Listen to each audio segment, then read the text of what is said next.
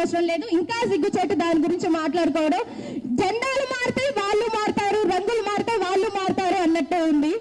కానీ మాకు ఎటువంటి సార్ కనీసం పరామర్శించడానికి రాలేదు. ఎందుకు రాలేదు? తప్పు చేశారనే కదా. ఏ తప్పు లేనప్పుడు కూర్చోబెట్టి మాట్లాడాలి కదా. అమ్మ మీ భూములు కావు, మీ కావమ్మా అని మాకు ఒక పెడితే మేము మీటింగ్ పెట్టి చెప్తే మేము వింటాం. లేకపోతే పరామర్శించడానికి రావాలి. రాలేదు, పరామర్శించడానికి రారు. కలెక్టర్ ఆయన ఇర్రెస్పాన్సిబుల్ కలెక్టర్ అని చెప్పొచ్చు. ఆయన పేద ప్రజల కోసం చదివి పేద ప్రజలకి ఏ విధంగా ఉపయోగపడాలి, వారి సమస్యలు ఏ విధంగా తీర్చాలి, ఆయన జీవితం అంతా చదివిన చదువు అది. ఆ చదువుకు కూడా వాల్యూ లేకుండా చేస్తుంటూ మాకు ఇన్స్పిరేషన్ ఉంటాడని ఇంకే మాత్రం అనుకోవట్లేదు. ముందు ఆయన సస్పెండ్ చేయాలని మేము కోరుతున్నాము.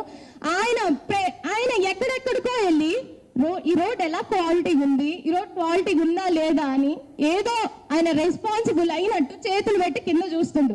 ఆయన 4 అడుగులు వేస్తే మా కాలనీ వచ్చింది. ఆయన సంవత్సరం అంతా పనిచేసిన తీరని పనులు ఉన్నాయి సార్ మా దగ్గర. ఆయన కనీసం కూడా మాకు పరామర్శించడానికి రాలేదు. మీరు ఇక్కడ వాల్యుబుల్ గా ఉంటున్నారా లేదా, మీ పట్టాలేంటి, గవర్నమెంట్ వాళ్ళు.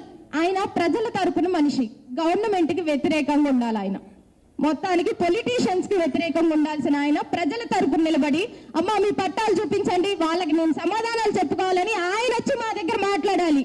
వాళ్ళు కుమ్మక్కయ్యి ఇదేంటో మాకు అర్థం కావట్లేదు సార్.